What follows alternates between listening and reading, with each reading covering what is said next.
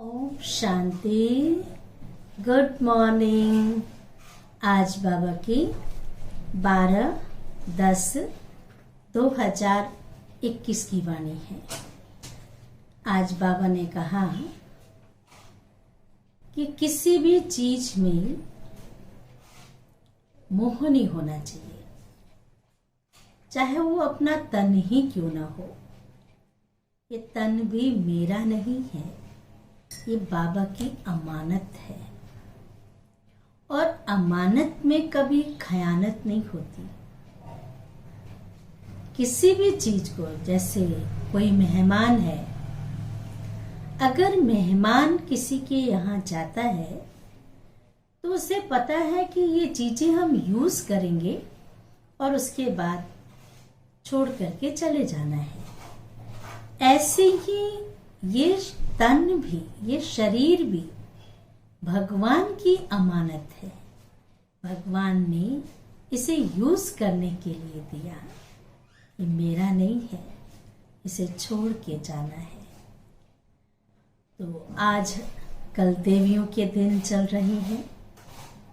आज है दुर्गा के छठा रूप माँ कात्यायनी देवी का। कात्यायनी नाम क्यों पड़ा? है तो वही दुर्गा का रूप, लेकिन जहां जहां जिस समय जरूरत पड़ती है, माँ दुर्गा का रूप, दुर्गा का स्वरूप उस रूप से प्रकट होता है। कहते हैं महर्षि कात्यायनी, उनकी पुत्री के रूप में माँ कात्यायनी जन्म ली। और जो भी देवियां जन्म लेती हैं, जो भी देवियां प्रकट होती हैं, किसी विशेष कार्य के लिए होती हैं। कहते हैं माँ कात्यायनी धर्म अर्थ कर्म मोक्ष। धर्म अर्थात धारणाएं, जो आज मनुष्य के जीवन में सिर्फ नाम मात्र धर्म रह गया है, लेकिन वो धारणाएं खत्म हो चुकी हैं। उस धर्म के साथ साथ धारणाएं भी हो और साथ साथ कर्म, जो हम कर्म करते हैं इस संसार में, इस सृष्टि पर आकर के जो कर्म करते हैं, वो कर्म का फल क्या है? अच्छा है या बुरा है? उन बुराइयों से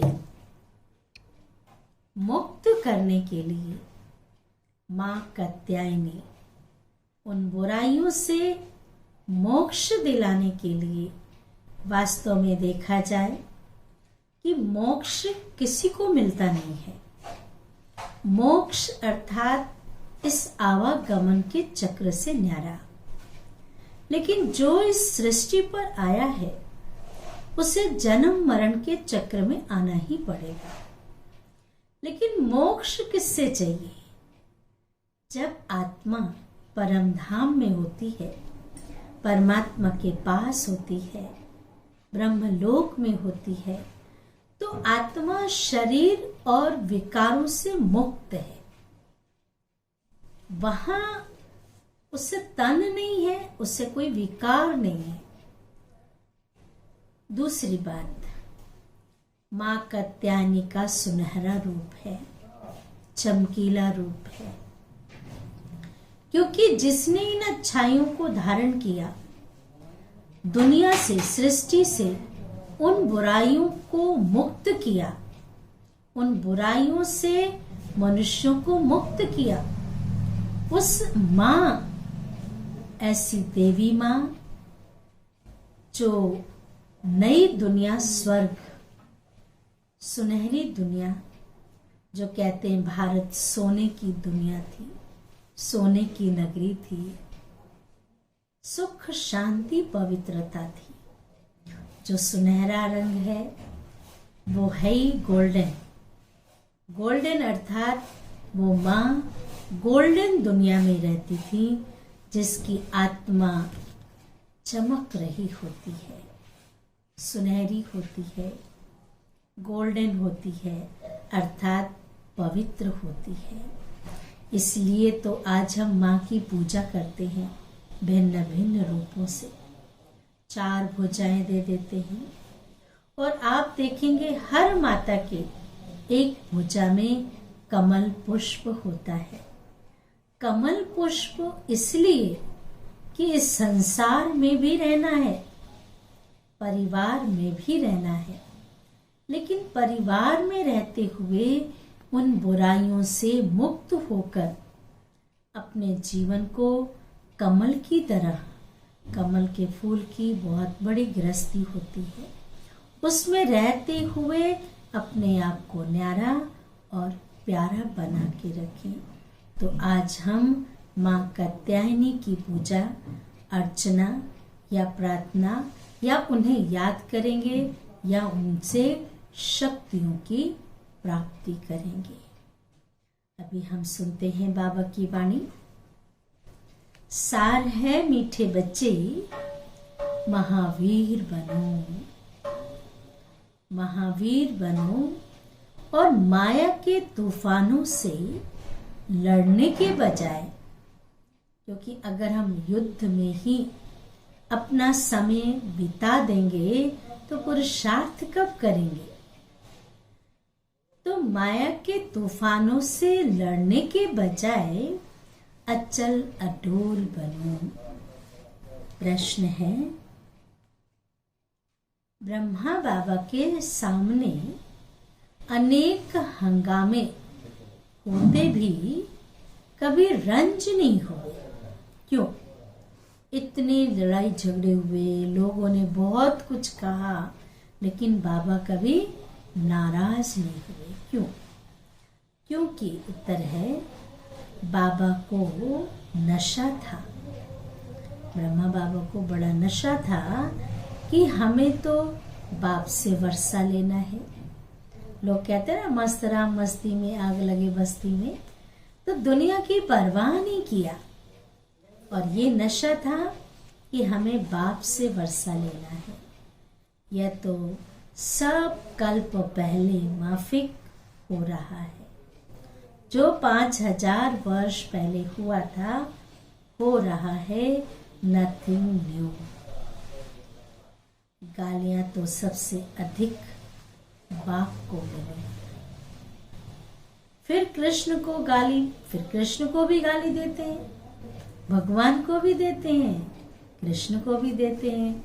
भगवान के लिए तो कह देते हैं भगवान सर्वव्यापी है, कण कण में है, कुत्ते बिल्ली में है, और कृष्ण के लिए भी गाली देते हैं, मक्खन चुराया, गोपियों को भगाया, रुक्मिणी को भगाया, क्या क्या किया। वास्तव में ऐसा है नहीं। फिर कृष्ण को भी गाली देते हैं। अगर हमें भी गाली खानी पड़ी तो क्या बड़ी बात है।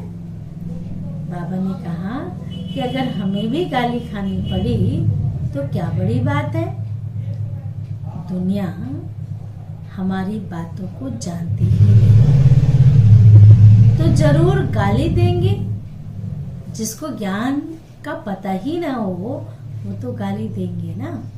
इसलिए कोई भी बात में रंज नहीं हुआ। ऐसे ही फॉलो फादर। गीत है, भोलेनाथ से निराला कोई और नहीं। धारणा के लिए मुख्य सार है, श्रीमत पर चलने की पूरी पूरी हिम्मत रखनी है।